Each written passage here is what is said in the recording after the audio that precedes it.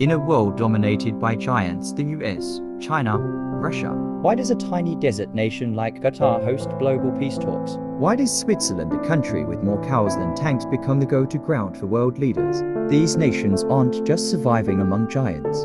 They're quietly shaping the global chessboard, one strategic move at a time. Now imagine this: you walk into a room full of billionaires, and somehow, you, the quietest person, set the agenda. That's exactly what countries like Singapore, Qatar, and Switzerland are doing on the world stage. They don't have the biggest armies or the loudest voices, but they've mastered something else. So, how did they get this power? Power isn't always about size. Sometimes it's about location. Take Singapore, just 728 square kilometers smaller than New York City. But it sits right next to the Strait of Malacca, a maritime checkpoint. 100,000 ships pass every year, carrying nearly 1/3 of the world's traded goods. That's over 40% of global trade in oil and gas. Whoever controls Singapore controls the gateway between the Indian Ocean and the South China Sea.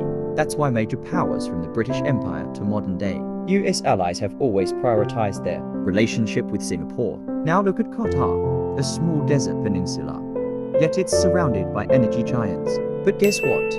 Qatar has the third largest proven natural gas reserves in the world. It hosts the Air Udeid Air Base, the largest US military base in the Middle East. Because of Qatar's location that gives it unmatched regional access and strategic visibility. So while it may not launch invasions, Qatar and Singapore don't need to. Their geography is their weapon. Bigger countries need access, and that turns these small states into global gatekeepers. So yes, geography gives small countries leverage. But what if you don't have trade routes or gas fields? You build trust. Switzerland hasn't joined a war in over 200 years. It didn't even pick sides in World War II. That neutrality made it the ideal home for the United Nations, the Red Cross, and countless global peace efforts. Today, when the world needs a safe, unbiased space, it turns to neutral ground. The same is true for Norway. You won't see it leading military alliances or issuing threats, but behind closed doors. Norway has helped broker peace between Israel and Palestine, and even played a secret role in ending Colombia's 52-year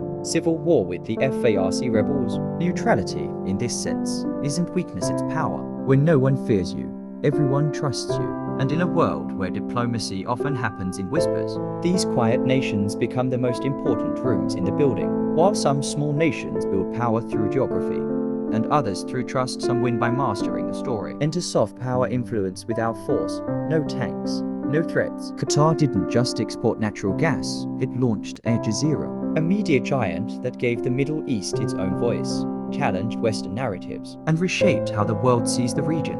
Then came the big stage, hosting the 2022 FIFA World Cup. Suddenly, Qatar wasn't just in the news, it was the news. The United Arab Emirates followed a similar playbook. Dubai branded itself as the city of the future with the world's tallest building, indoor ski slopes, and AI-powered governance. And then there's Monaco, just 2 square kilometers, but globally recognized for glamour, racing, and royalty. The lesson? In today's hyper-connected world, controlling perception is everything. When you shape how the world sees you, you shape how the world treats you. While some small nations influence through stories, others let their money do the talking. Luxembourg, a country smaller than Los Angeles, is home to over $5 trillion in assets. It's a tax haven, a banking powerhouse, and a quiet giant in global finance. Then there's Qatar and Kuwait, the small Gulf nations that control sovereign wealth. Funds worth hundreds of billions of dollars. They invest in airports, real estate, tech startups, even football clubs across Europe. Their portfolios stretch from Silicon Valley to the London Stock Exchange. They don't need to invade to influence. Their investments help fund infrastructure projects, election campaigns, and strategic industries, even in the world's most powerful economies. That's why when these nations speak, the world's biggest players listen not because of fear, but because of capital.